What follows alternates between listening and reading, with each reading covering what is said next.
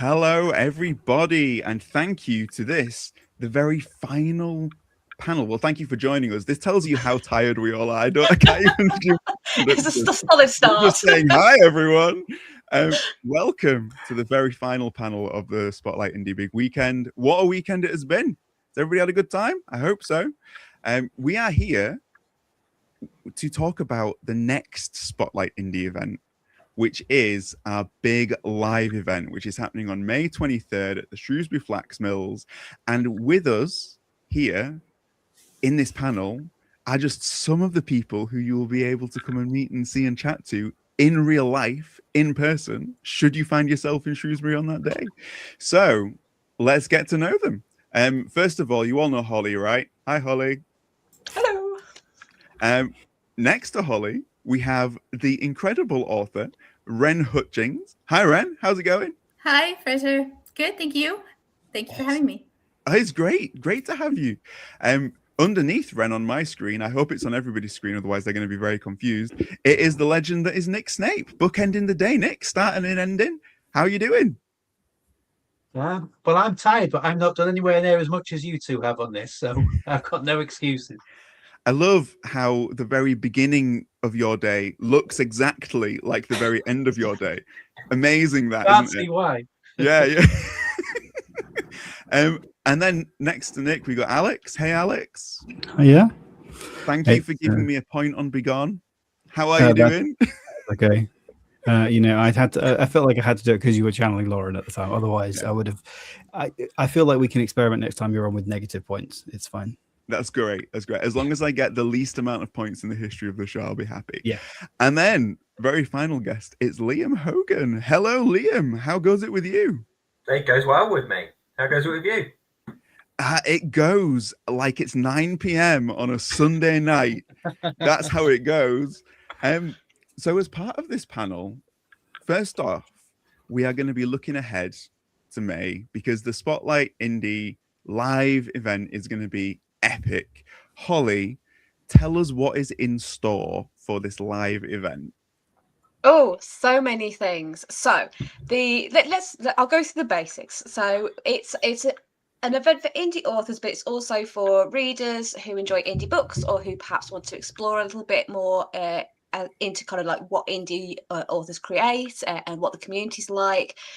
We are going to be running panels all day on various writing topics. Some of them are around publishing and marketing advice. Some of them are more book chat and kind of deep diving into characters and worlds and things like that.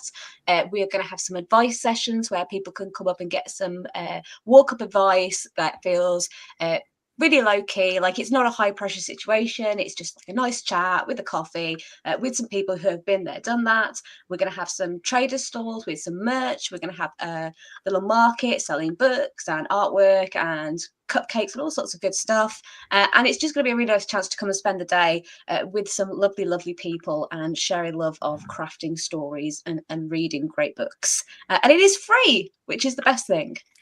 You had me at books. You kept going, and then you made cupcakes. Cupcakes came out of your mouth, Holly.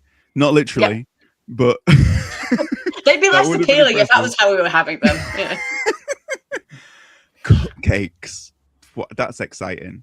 That's like yeah. Also, we should say hello to everybody who's in the chat as well. Riki, very nice to have you. Glad you've liked the panel so far. I believe is that Jamie, or is that actually Mustachio Mouse Moose Dem 6625? It is Jamie, but he likes it when you say the name. Hey Jamie.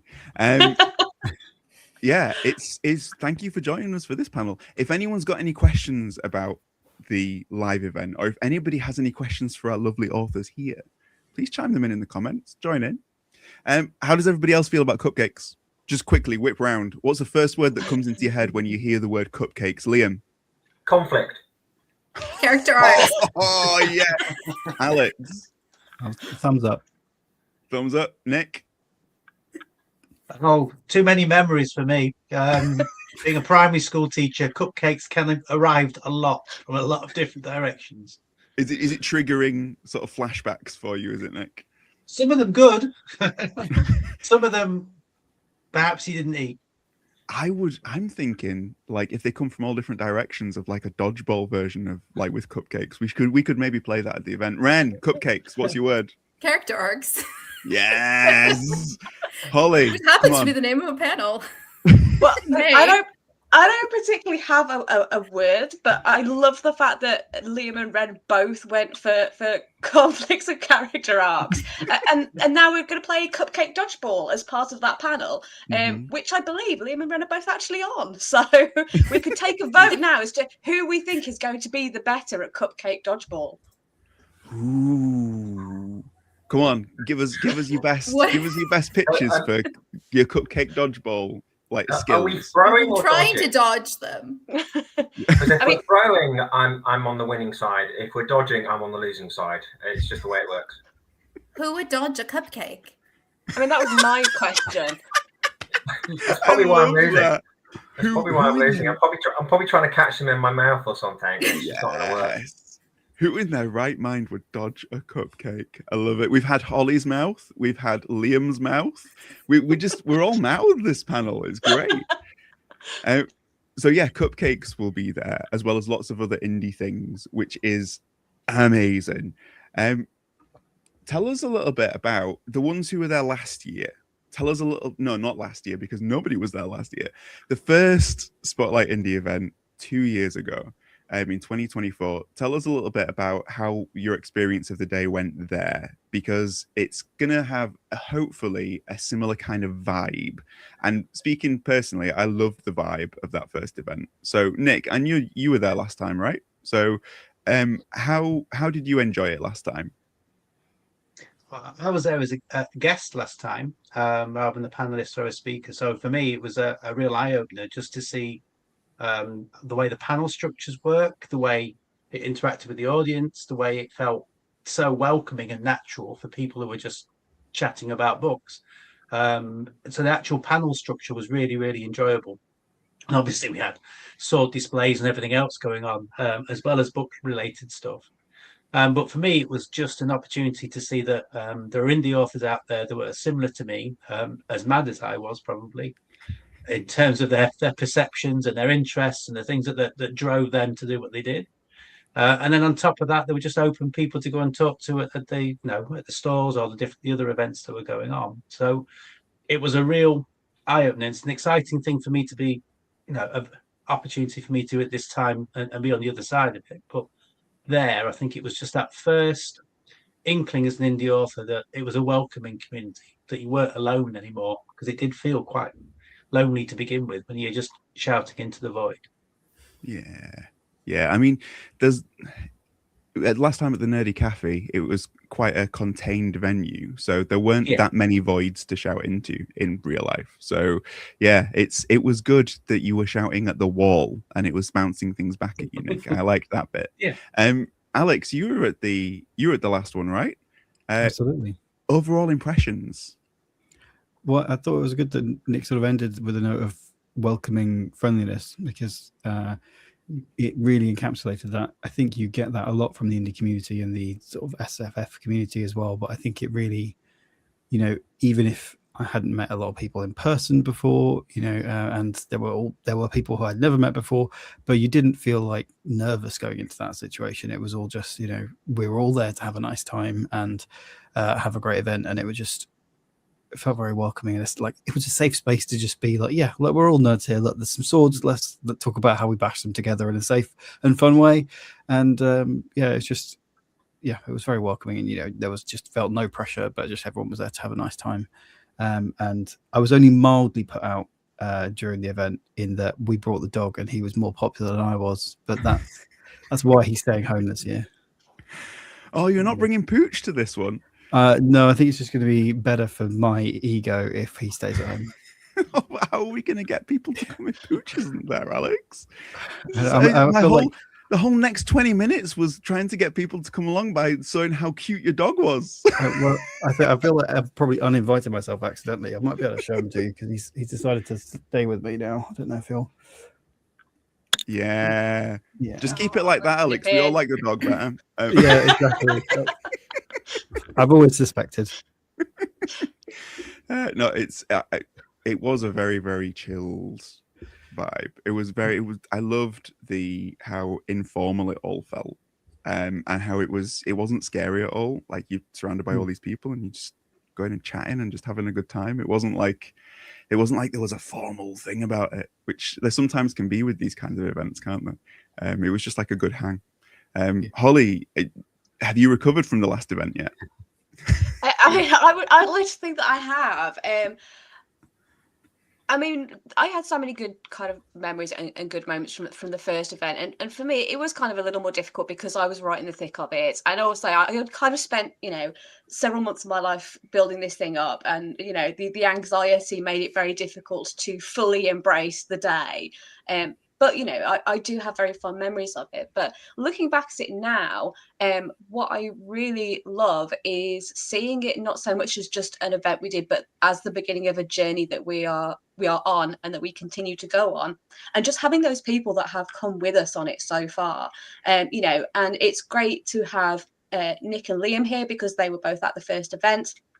Liam wrote us up a review for British Fantasy Society, I believe, afterwards, helped us get the word out that way, and not just Nick and Liam, but so many people who have been involved from the outset. And really what was so gratifying to me was that we were nobodies, and in the grand scheme of things, we still are, relative nobodies. We're a small but growing platform, trying to build up this space and this, calendar of events, and for all these authors to come in with us from the ground floor, from the very first kind of event, and say, we really enjoy what you're doing. We've had a really good time. We really like where you're going with this.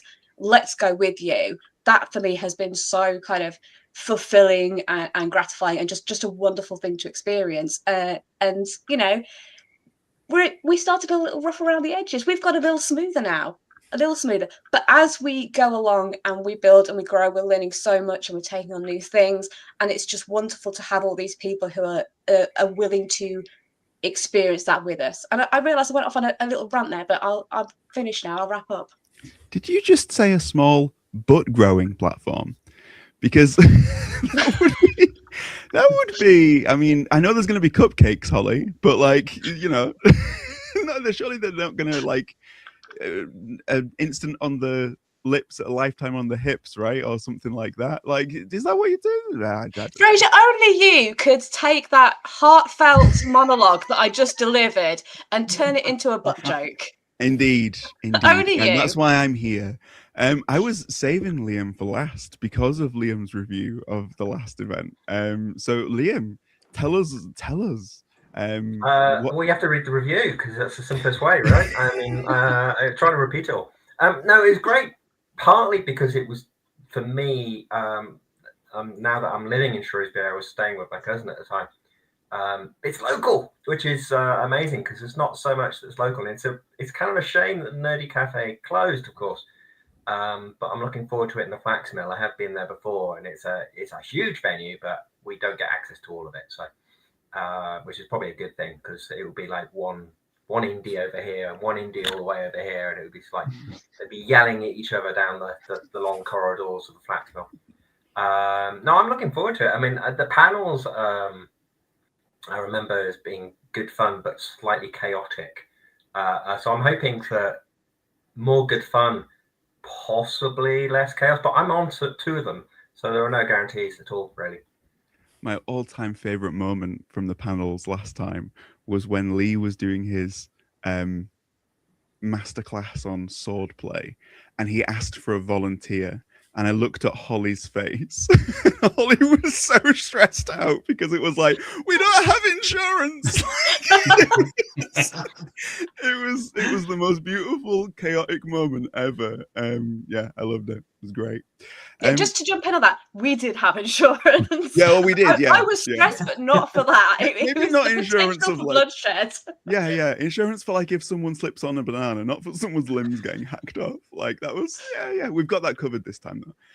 Ren, this is your first one of these, right? This next event. It will be, yes. Yeah. What's your experience like with in-person events so far? Because you've done in-person events before, right? So yes, I have. And so because my first book came out during the pandemic, my first experience was entirely virtual. And so I didn't actually get to do any live events until a couple of years later when I had another book. I had 2 books come out last year. And that was the first time that I got to go and sign my books and do things in person. I did a panel at Comic-Con. And I think it's just suddenly the people in the audience become very real. I mean, they're always there in the chat, but they're physically right there. And I think the panel at Comic-Con was definitely like the first major event that I did. And there were a lot of people and a lot of noise.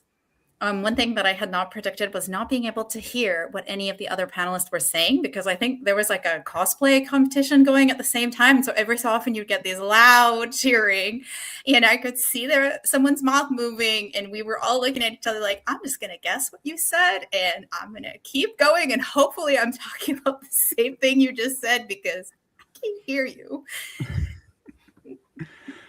Thanks for tuning in, PL. Yeah, I think it's a little bit overwhelming, but it's also just super nice to actually get to connect with readers and to see people in person. And there's other writers that I've known online for years and years, and to actually be able to see them and hang out in person and get my book signed by them. And yeah, it's exciting. It's exciting. Yeah. I feel like this is if there's a spectrum of cons and Comic-Con is here. Yeah. Spotlight Indie is over here. I feel like Spotlight Indie is going to be a little more chill, I hope. Yeah. But then I just heard that someone may be impaled on a sword, so I don't know. That could be a step up. Yeah. Well, you're going to be playing Cupcake Dodgeball, so like there's that, you know. But apart from that, it's pretty chill. I mean, we will all sort of like we'll have to get Spotlight Indie Dodgeball jerseys for everybody. Absolutely. Like a big put it on the merch stand. Yeah, cupcake fight at the end. That'd be great. Yeah. What's everybody else's sort of experience with panels? Is it similar to Ren, where the other panels that you've been to, not the Spotlight Indie one, but they're all very large, very big, very intimidating sort of things? Do you think that's kind of like the trend for panels, for events these days when it comes to the bookish things? I was on 2 panels at FantasyCon, and that was good fun. And I think it very much depends on who you're on the panel with. Your experience is less about the audience, more to do with the people you're there with. And the audience will ask questions, but there's only one at a time asking a question. If everybody's asking a question at the same time, it will go mad. But your panel is kind of like, you know, as long as you're sharing thoughts and ideas with them. I don't, it's a little bit like being in a theatre with the lights. You can't actually see the audience to some degree. I normally can't see the audience because I'm not wearing my glasses. So that works as well. Yeah, that's good. That's good. As long as you are facing the audience before you take your glasses off, Liam, that's the thing. Because otherwise you want to do the whole panel to the back wall. Yeah, it's not quite that bad visually.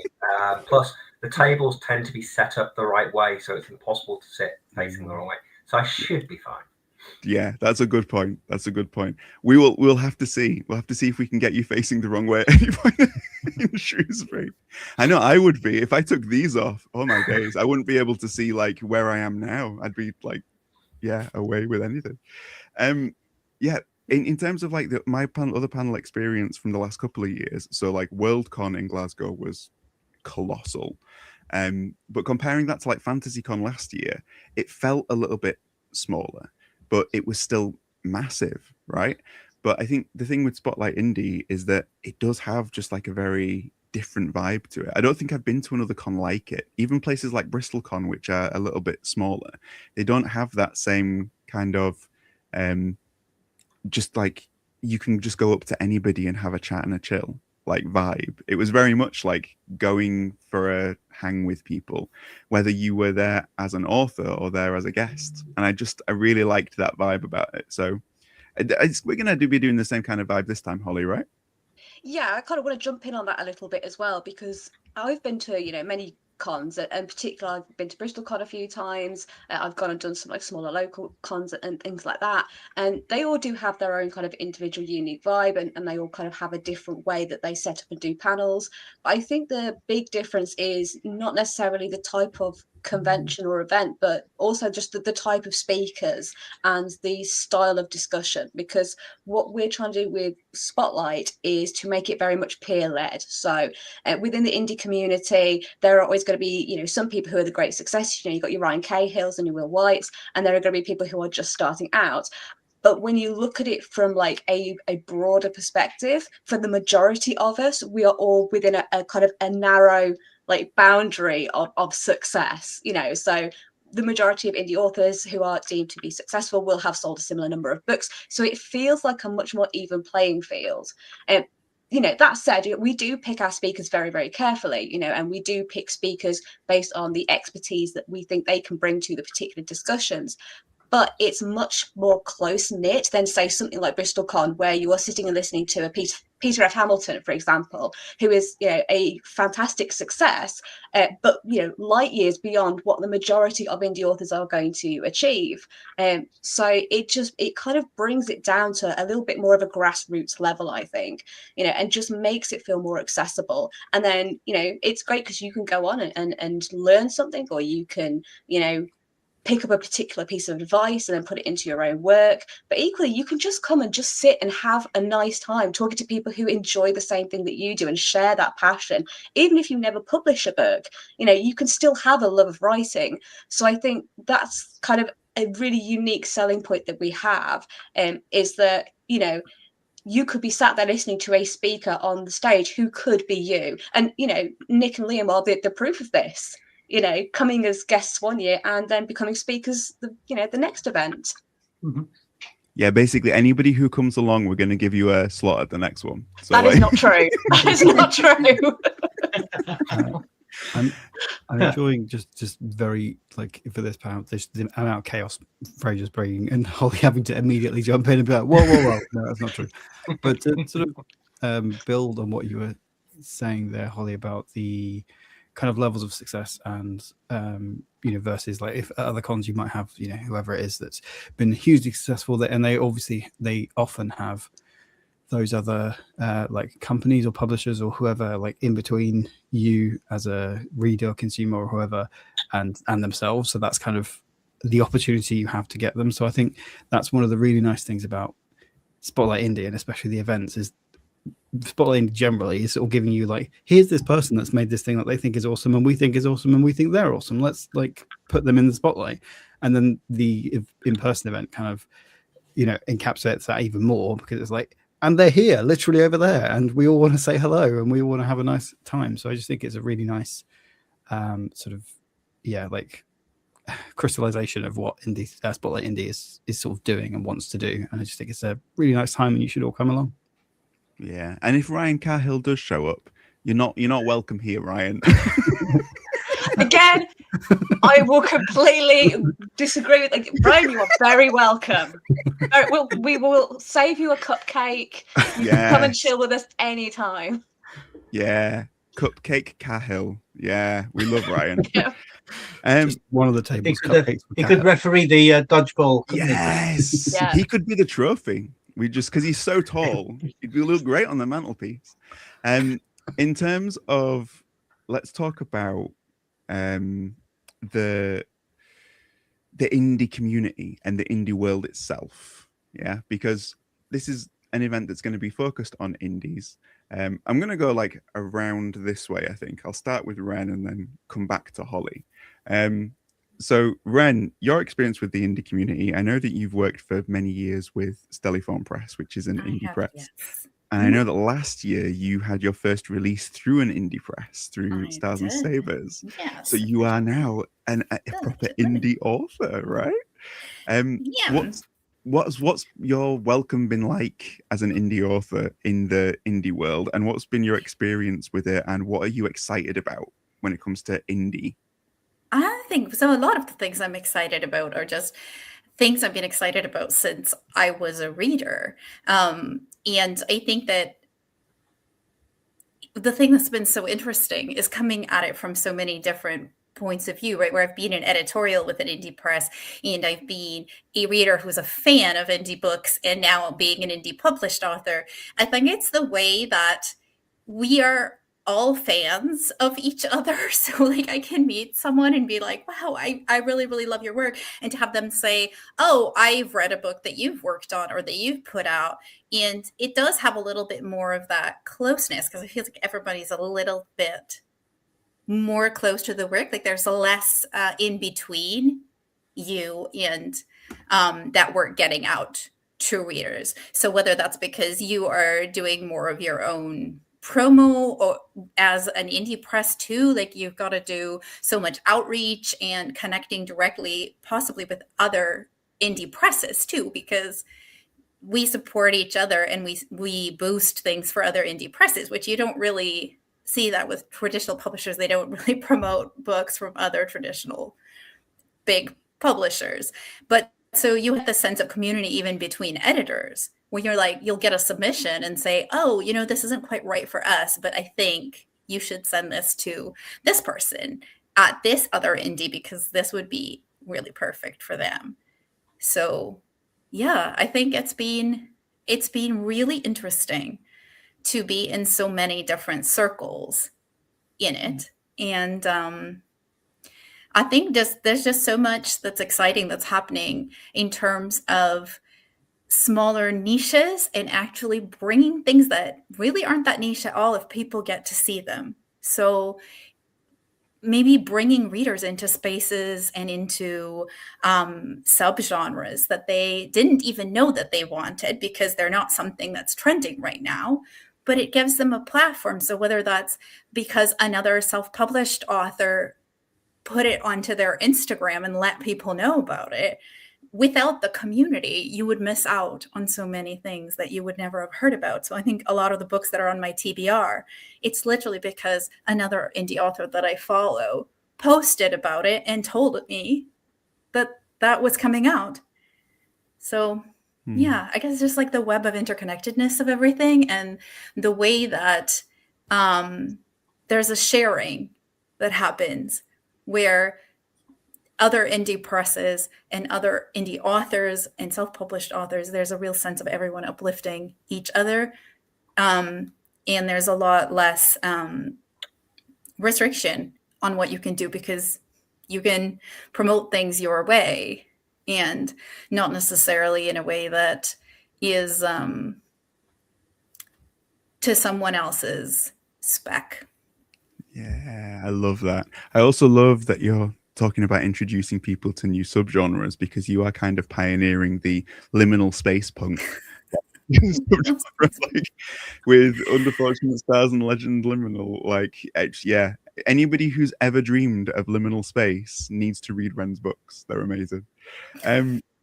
Nick, Charlie, when will the Aussie live event happen? You know it's going to be on the way. You know that by the time that we're already turning down Ryan Cahill. We're huge, you know. We'll be in Australia in no time. September next year. Yeah. We're going to need a few more Patreon members. If you guys get on it. If it's in September next year, I might come. I might be able to come. So. Yeah. Hashtag goals, right? Yeah.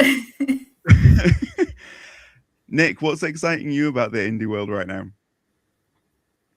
I think I'm going to step back to the previous event because for me, like I think I said before, the actual indie community itself was something that I wasn't feeling brave enough to make contact with. If you understand that, it was like a little bit like I said before, it was going into the void. And actually stepping into that event made you aware of the possibilities that are out there in terms of who you could make connections with, what you could actually work with, and also a little bit of I think for me, brave enough to actually show who you are and what your work is to different people. So since that event, I made a lot of connections in terms of a couple of Discord groups that we work together in terms of beta work, editing work, looking at each other's developing WIP ideas. and doing it in a closed community, but that's open, if you know what I mean, in terms of views and how things are created. And obviously, I've moved on to another group as well. So I've got two groups in terms of contact with that. And that's made a massive difference. I think it connects to what Ren was saying in terms of the ability to not just recommend to each other, have you had this person look at this? Have you had this beta reader actually make contact with that because they can add something? But it's a non-judgmental space from that point of view, which I didn't think existed. I come from an environment in terms of education where everything is critiqued. The way you stand, the way you breathe, the way you speak, the way you introduce this vocabulary, the way you approach everything is critiqued, written down, restructured, and then regurgitated back at you in terms of how you should improve. So it's something I'm used to, but it's done in a much different way in terms of working with indies who are passionate about their work as much as they are about yours. So you do get from the indie space the ability to experiment with things that someone will tell you, actually, you know what, don't do it. Or they will turn around and give you actually advice to say, if you nudge it here and put it there, things can develop in a different direction. So I've actually learned to be, through the indie contacts, be braver maybe with some of the stuff that I write, some of the stuff I produce, the people I make contact with. Even being on a panel like this is something that I would never have contemplated having come to that without going to the Spotlight Indie event, because actually, what have I got to give? And it's actually grown since then in terms of that awareness, because actually it's an open community, and that's what excites me about working with indie writers as well. I do a lot of reviewing of books, so I work with Fanfi in terms of blogging and things, but I focus on indie from that point of view, just to try and give something back because of the number of people that have given something to me. So in terms of a community feel, I think it's a tremendous space to be in. So that's, in terms of that level of excitement, that's brilliant. I could go on to subgenres, which Ren started on, but I'll leave that for someone else to go on to unless we come back to it. I love that, Nick. I just have a few critiques for you about it. Go on. I'm only kidding. Was there not enough cupcakes? No, that's great. I love it and agree with all of it. It's awesome. Alex, what's exciting you about the indie world right now? I think just generally the same sort of stuff that usually excites me, which is, the same kind of notes that Ren and Nick have been touching on, which I think it's just a very uplifting space, and it can be very empowering. And I think we've talked about Ryan Cahill, but also that. So Ryan Cahill's journey, or, the kind of stuff that he's just sort of got this trad pub deal for his print books and stuff. And we've had a few of those happen over the years with Senlin and Sens and the Grey Bastards and other ones like that. So I think that's exciting in a way that it's then bringing people who aren't already aware of the indie space, because they feel a lot of the time like two different markets, that you have people who read books that come through publishers and they're just aware of those, but they're not aware that there's this kind of underground movement almost of books and authors and people who are really passionate and just as good, but it's just you have different channels and going through it. So hopefully with those kind of book deals that are going through, people are becoming more aware of actually there's this stuff that I wasn't aware of before and it's amazing. And you kind of, maybe they'll feel a bit better about just putting money directly into the author's pocket. So I think that's really, really great. And then building on that is the kind of other channels and ways that indies can just make their books exactly the same as a trad book or better. Like we had the merch and panel and all that stuff is that we had the merch panel, and Adrian M. Gibson was talking about making his standard books as good as possible and kind of competing with a trad publishers special edition books really. And if you go to his design page, he's got amazing stuff I think that some of the stuff that he did for Cage of Stars was really amazing. And you've got companies like Book Vault and print on demand companies where you don't have to pay for 100 perfect you don't have to pay for 100 copies just to be sat in there make a throne out of them or anything. But you can do sprayed edges, you can do X, you can do foil covers and all that good stuff. So you can make a product that's just as good, and often better, like Rika said. And they are talking about the subgenres. You can take more risks in indie. So I just think we're at a really exciting point where it's becoming more, it's getting more into the global consciousness, and people are becoming more aware of it. And that's a really exciting thing. So hopefully it will leads to more people finding the stories that we're all excited about, whether we've written them or whether our friends have written them. I think it's just an exciting time. I love it. I especially love the little flash of Cage of Stars on someone else's screen. That was so nice. Thank you so much, Red. But yeah, Adrian did a stand-up job with that. But with what you're saying, Alex, I love that about the way that the indie market is in almost like a transformational phase right now. I kind of sensing that in a big way. So, and I love that we're all here for it. Sort of before that sort of kicked off, we're all here, right? So I love that. Yeah, I think there's maybe, I don't know, maybe it's just me, but I feel like there's also a little bit of a fatigue with like big companies now at the moment. Like, and another space that I'm aware of with like more indies is like the role-playing games and things like that. And you just get a lot of movement from like smaller companies who are doing just like really interesting things. And once you've sort of played, I mean, Dungeons and Dragons is a big one, and you can play that and it's great, but it's not perfect for everything. It's just like the one that everybody knows. So then once you go look at the people who are doing interesting stuff, you can have like a more fun time or a better time. And that's exactly the same thing as like with fiction or with these games. And you just now have the ability to make these and like distribute them just globally in the way that you haven't before. And I just think that's really exciting. Yeah, definitely. Yeah, so which is why we've got to stay niche. We can't get too big or Alex will hate us. Like, I'm sorry. I'm just a hipster at heart. I'm so really sorry. Underground movement, you said earlier as well. This is I'm seeing this new rebellious side of you, Alex. I know. I love that I've been saying all these things like, no, I can't. If it gets too big, I don't like it. And I just, behind me is a bookshelf full of Pokemon. Yeah. Like, you don't get much bigger than that as a global brand. Yeah. In terms of hypocrisy, you've got to catch them all. Yeah, no, I've got to, level 100 hypocrite over here. That does sound like a Pokemon, doesn't it? Like, Liam, what's exciting you about the indie space right now? I mean, I'm a short story writer, so I'm slightly different than those people who have got their lovely shiny novels to show off on screen, etc. I have lots of lovely shiny collections instead, of which I have one story in. But I think the joy of the indie side is that, I mean, A, that's where most of the short story collections are anyway. But B, it's just more fun. They just get to run with themes or ideas that your mainstream publisher wouldn't take a risk on and just wouldn't end up doing. So I've just been in an Australian publication, which is Humans from Earth, and it's about how all these stories have humans as bad guys, which is it's just fun to write for, and it's fun to get published in and have loads of stories which have that one theme going through them. And I'm not going to get that. I'm not going to be able to send off a short story to Penguin and get it published.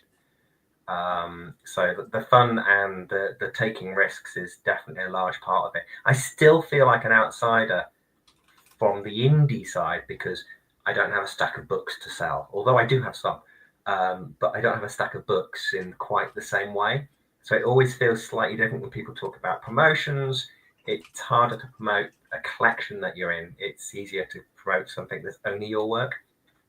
So I'm slightly off the normal run of indie, but I'm definitely, like, the publishers I deal with all the time are small to medium in terms of Flame Tree, I suppose, is probably the biggest. So. Yeah, I feel like that's the thing about the indie space, is that there's no sort of like set format for it. It is just, if you just write a short story and you're in a collection, you're an indie author. Like that is that it's so yeah. So don't feel like you're out of the loop, Liam. Well, you're very much in the loop. It's just because everyone else writes novels, damn it. So the closest I'm on the short stories and novellas panel, but I will be concentrating on one aspect there, not both. I think what we need to do is we need to set you the task of writing enough short stories in an order, and then that's it. You can have your novel. That would be like, that would be perfect. Yeah, and that is my other problem, is I hardly ever write a sequel to a short story. So who says they need to be sequels? Just Yeah. No, we'll get you there one day, Liam. We will. But no, welcome to the indie. You are a huge part of it, so thank you. Holly, what is exciting you about the indie space? What's exciting me? I mean, I think one of our previous guests that we had on the channel several months ago, Animos Cat, put it in the best possible terms. The indie is punk. And this is what brings me so much joy. This is what gives me life. It's the spirit of rebellion that you see in indie works. And great example of this is he's in the chat right now, Thomas J. Devons. We were having a conversation about the fact that, arguably AI at the moment is making a lot of people very nervous. And, understandably, some people are going through emotions about this and worrying about the future of the industry and how it's going to change. But what I'm seeing more and more as we get further into this kind of period is people looking for ways to evolve and to move and to be rebellious, to be punk. And what Thomas is doing is he's recently created a hand-drawn zine of short stories, and is going to be recording a audio version on cassette as well. So it's an entirely analog project, and I just think that's fantastic. And this is just something that you get from indie authors when something gets in the way, when there's a roadblock, there's a change, the industry shifts and moves. We can move with it. We can adapt it in ways that other authors who maybe are traditional can't do because they're restricted by kind of the boundaries of their contract and what they've agreed to. Another example is at the event this year, just to promote it again, we've got Spellbound coming in, which is an immersive theatre company. They're going to be coming and they're going to be physically bringing to life some of the readings that we're doing.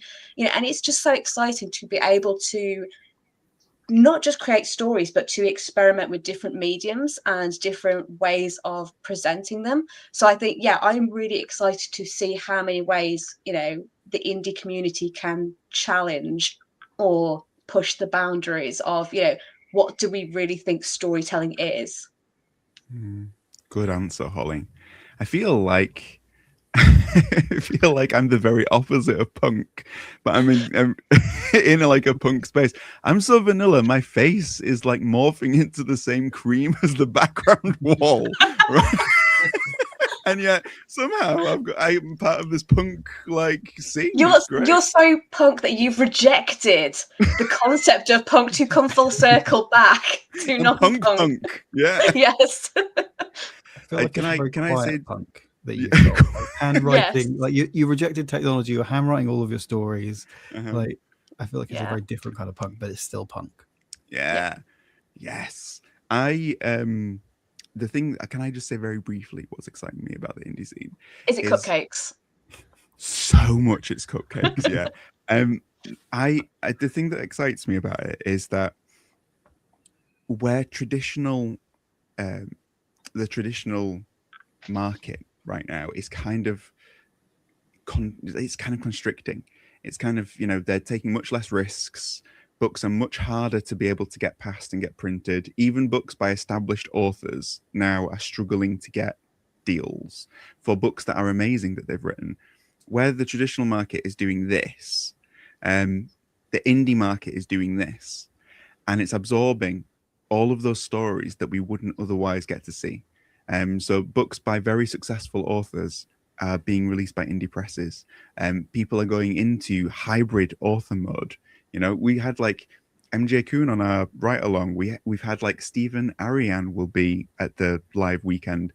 Huge authors in the traditional world, hybrid as of this year. And I love the fact that the indie space is not doing that with the market. It's kind of doing that as well, and it's opening up for more stories to be in the world, because I love that there is still a place for those stories and it's here. So I feel like it's very, very cool to be part of Spotlight Indie right now, and to be able to share this space with so many cool authors. It's the best. This is the first time in our lives that we will be referred to as the cool kids and punks. Yeah. What do you mean? That's better than bumbling shit kid, which I This is true. I don't think you mean first, Holly. I think you mean only in some of our cases, aka me. No, from now on we're cool. Yeah. This is it. Yeah. The start of the journey is cool kids.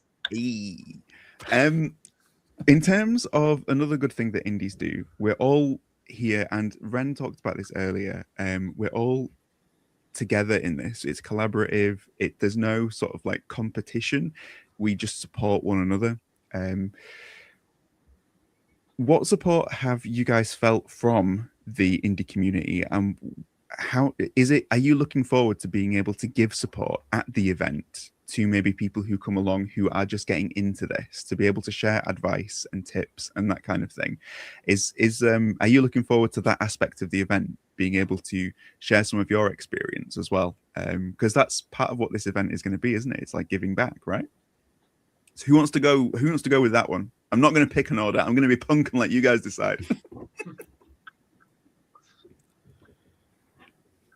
And everyone's being punk and nobody wants to talk. I love it. It's so on brand. Can't help Go it. on, Nick. I think it's odd because well, I think I talked about the community earlier, but I've done face-to-face comic cons where I'm basically selling, where you're basically trying to put forward what you've got, and just the smaller ones just around where I live, just to attempt to make a link with the readers in terms of that contact, which I've not really been able to do. And what I found with that is I've not sold many books, but you have made contact with readers and with writers through that, people who are exactly seeing what you just talked about in terms of the scene and saying, actually, it's doable. And I think that's the first real that was the moment I had, perhaps when I talked when I talked with linking with some of the groups and other things. But actually, there's people on their own who are coming up who can see that what you're trying to do and coming up and having those conversations about, I've got this that I'm writing on, I've got this that I'm having a go at. And that's not just within writing novels or writing short stories. There's people who are actually making their first attempts at doing the comic books and all those types of things. And I think that's what's happening with partially with the advent of the technology and the print on demand, but also with that bravery that you're getting through to a degree through social media, because what they're getting is that interaction with the person who's created it in the first place. And there it's obviously it's short text messages or interaction. I get quite a few in terms of TikToks with people who come back and talk about elements of your story and elements of their story that they're doing. But actually, to do that face to face at an in-person event was a big thing for me, far more than selling 5 or 6 books. Is that you could actually have that interaction, and there were people coming up and seeing that actually you were open to those conversations, and you were a real person, even though you'd put pen to paper, even though your name is on the front of a book. Actually, that's not a barrier, and it felt to a degree to me it was a barrier to begin with. And it isn't anymore. I think that's been peeled back by the way not only media works, but the fact that we are now doing that live. We're now doing that interaction straight on. And I think that's how the indie community is able to embrace things as well. It's able to flex with that much quicker than in terms of how a publishing house can work. You know, making contact. I mean, you talked about it earlier. Making contact with a big author, it's just not going to happen, is it? But you have that opportunity to do that in the indie community, not only with the authors that you want to see and talk to, but also in terms of a reader as well. So I do think it's from that point of view, I think it's a huge thing, and has the potential to lead rather than follow in terms of track and how that's working, because they're working. I mean, from what I understand, some up to a year, 2 years behind in some cases, that they're buying books that aren't going to be published within that time period. So you have got the ability to be flexible with it as well and go with how people feel. Yeah, that's really good. Yeah.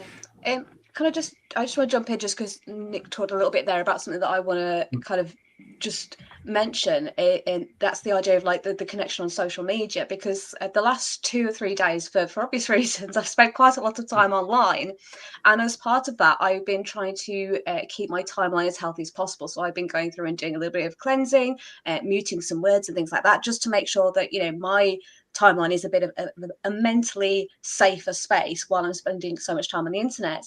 And I think that at the moment, it can feel like this bombardment of, fear and negativity and outrage, which obviously, has its place, but it can feel like that's all there is. And I think that when we talk about the support, it's not just the support in the writing element, it's also the support for the authors as people as well. And what I love about doing things like Spotlight is that you can come along and you can get great advice about writing, and you can find some great books, but also you can come along and just say, do you know what, I've had a really shitty day today and I just really want to come and hang out with some nerds and talk about cool things. And there's that element of it as well. And it can just be a place to come and feel joyful, feel positive, feel safe and included. So for me, that's a huge element of what we're trying to bring to the community, and what the community provides as well. Yeah, it's a safe space, right? Yeah. And relatively depends on the sauce on the cupcakes. I mean, sort of adding to that, it's one of the weird things about being a writer in Full Stop is you do most of your stuff completely on your own. You don't get to interact very much, and that can make it feel both incredibly lonely and when you're sending stuff out into the world and it's just coming back with no's, incredibly not rewarding. But this is a journey that you have to go through, and the best thing to do is to realize you're not on it on your own. So meeting other people at the same stage you are, or who, where you've just been or where you hope to be, is great. Just because otherwise you don't get to see these authors. You get to see the ones who are, front of Waterstones, and that's it. And you get to hear from the person, your aunt, who's always had a book but sent it out 80 times and never got it accepted. That sort of thing. You don't tend to get the progression unless you're meeting other authors, and also it's also even better in some ways to meet the readers, because that's another thing you just don't generally do. Yeah, totally, because that when you're speaking to somebody face to face at one of these events, you're not speaking through a PR manager or through a social media manager that someone's hired to go through their social media for a month, and it is genuine, that authentic. I can't afford those. Yeah, exactly. Exactly, and I just use Holly, but which is why she's online so much. But no, you get that level of authenticity with interaction at these kinds of things, and I love that about the indie space, that it's that what we will be carving out. What we will be carving out at the event is a space like that where you can just come and hang, which is great. What are your thoughts, Ren, when it comes to because obviously we talked earlier about you talking about the collaborative aspect of the indie world. Do you feel that as well, in terms of sort of when we do get to come together and we will all be together live, is there anything else that you're looking forward to enjoying collaboratively, or to enjoying all with us? Oh, definitely. I think that for as much as writing can feel like it's lonely and something that you do by yourself, creativity is a collaborative act. And the fact that I write sci-fi is because someone wrote sci-fi before me, because my mom was a huge fan of sci-fi, because I talked to people about it, and because I saw things that other people created that got me thinking about it. And I think the idea that, things that I make now are potentially inspiring someone to think about their work in a different way. And not just to have that be something that I pick up and see, but to be able to read a manuscript while someone's working on it, to see something that a critique partner is working on and get excited about it in the process of creating.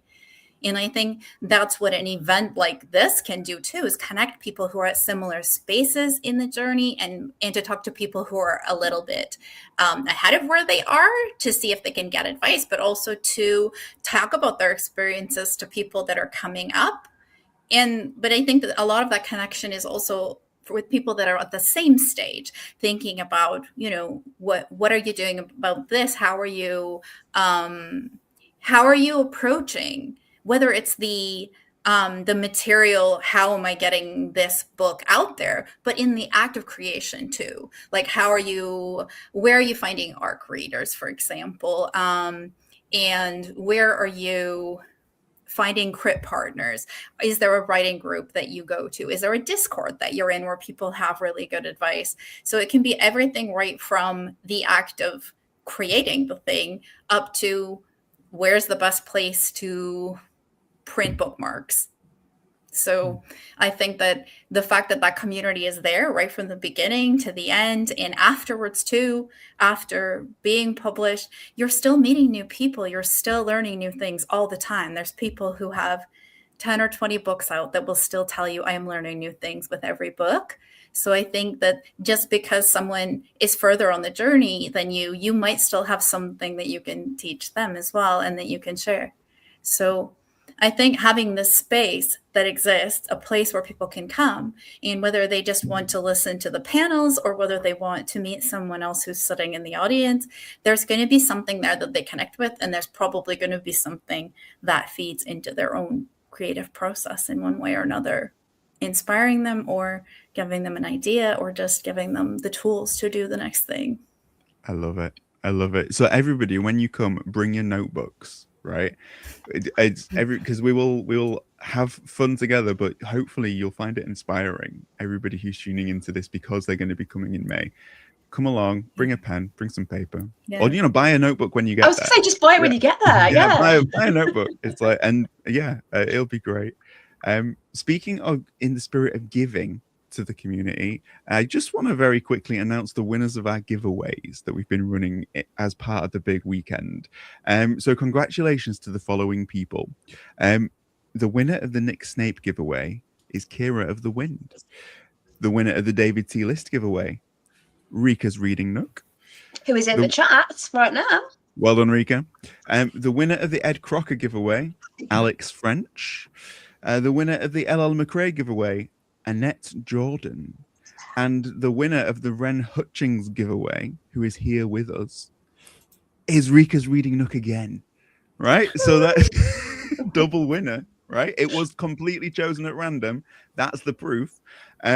So yeah, Rika, you're getting David's and Ren's books. How good is that? Yeah.